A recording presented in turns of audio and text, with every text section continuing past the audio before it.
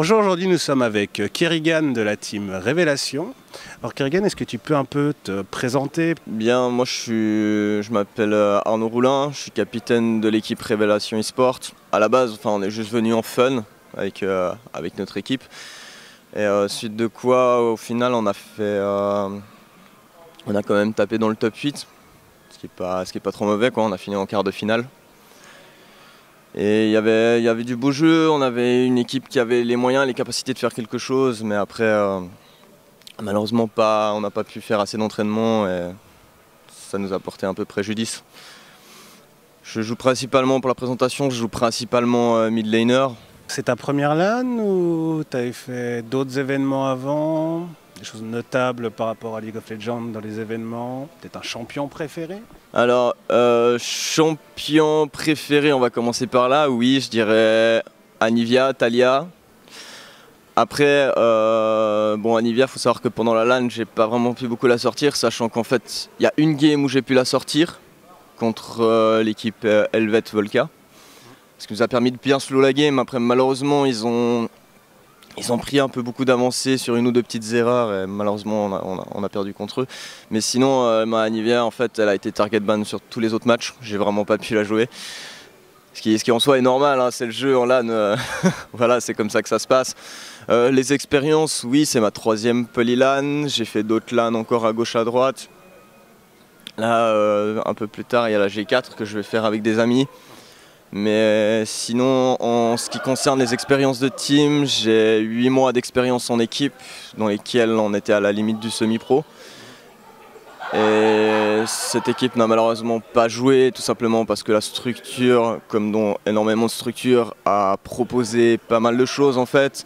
Et au final, rien n'a été fait. Et c'est pour ça en fait que maintenant, actuellement, je suis cofondateur, enfin on est tous fondateurs, on est 5 ou 6 à être fondateurs d'une structure qui s'appelle Fragbox et dont tu fais partie d'ailleurs.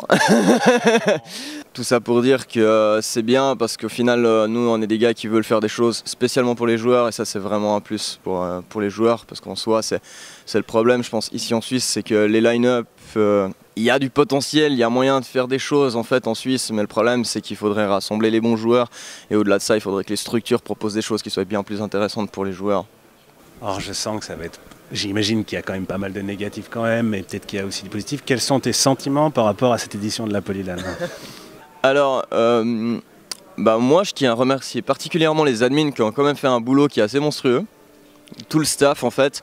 C'est les premiers à se faire critiquer en soi, les joueurs pètent des câbles contre eux, mais enfin, le problème en fait c'est que eux ils peuvent pas grand chose parce qu'ils avaient prévenu Riot et on a eu un petit souci pendant la LAN au niveau des IP. C'est-à-dire que comme on était sur peut-être 3 ou 4 IP, je sais plus, mais c'était pas suffisant. Du coup, ce qui s'est passé, c'est que Riot a ban, je sais pas si c'est un ban, mais bref, il a bloqué les IP pour se connecter. Et du coup, on a pris 7 à 8 heures de retard sur la LAN au début. Ce qui fait que le deuxième jour, on a dû jouer assez tard. Le premier jour également. C'est pas facile en fait quand on va se coucher tard, sachant qu'on se lève tôt le matin pour ensuite recommencer à jouer, enfin au niveau de la concentration pour les joueurs, etc. c'est pas facile. Mais ouais, les admins ont quand même fait tout ce qu'ils pouvaient, ils ont reset leur serveur, et au final ils ont augmenté le nombre de serveurs, ils ont contacté Riot, etc. et tout, mais enfin, en gros, s'il faut se plaindre, je dirais pas que ce soit à cause de la poly, mais je dirais plutôt que ce serait à cause de Riot, quoi, malheureusement. Sinon, au-delà de ça, qu'est-ce que je peux dire? Non, sinon l'ambiance elle était cool, on a vu hier soir, c'était la folie, il y avait une superbe ambiance. Et il y a toujours du fair play, en tout cas dans moi, ce que j'ai pu voir, il y a toujours eu du fair play, les joueurs ils sont venus saluer les gagnants en fait. Ici la règle c'est les gagnants vont saluer les perdants. Donc c'était cool, il y avait une bonne ambiance, il n'y a pas eu d'engueulade, etc. et tout. Dans mon équipe c'est pareil, on n'a pas eu... Bon après il y a toujours une ou deux phases où on se chauffe un petit peu, où on dit qu'il faut se calmer quoi, mais ça c'est pendant le jeu, c'est normal. Est-ce qu'il y a un match en particulier, une équipe qui t'a marqué, qui a été importante durant cet événement? Pour moi il y a une game qui m'a particulièrement marqué, c'est contre Volca. On a draft en fait, on a joué contre eux et en bot en fait on s'est fait cheese parlera d'Ekari qui a joué Draven. Et on s'y attendait pas du tout parce qu'actuellement Draven déjà en team c'est pas vraiment ce qu'il y a de plus ouf, ça peut sortir mais comme je dis c'est un peu du cheese. Et en soi ils ont pas mal axé sur lui, on a réussi à turtle en fait au début, on tenait vachement bien. Mais le souci c'est qu'au final sur toutes les lanes, je tiens à remercier en fait toute mon équipe qui a feed sur cette game. Vu que j'étais le seul qui était plutôt bien dans la partie, mais non, c'est un petit joke comme ça pour rigoler, mais en soi on s'en est bien sorti contre eux, ça s'est joué à peu de choses, sachant qu'on avait le late game. Mais sinon c'était vraiment une game intéressante. Après on a joué contre la première line-up de la LAN qui va jouer la finale. J'ai été surpris parce qu'au début quand j'ai joué au mid on m'a dit ouais le mid c'est pas un main mid, mais bon il était quand même master quoi. Et du coup j'ai regardé comme ça et tout, je l'ai tenu, je l'ai out-trade, je l'ai fait caler tous ses sums etc.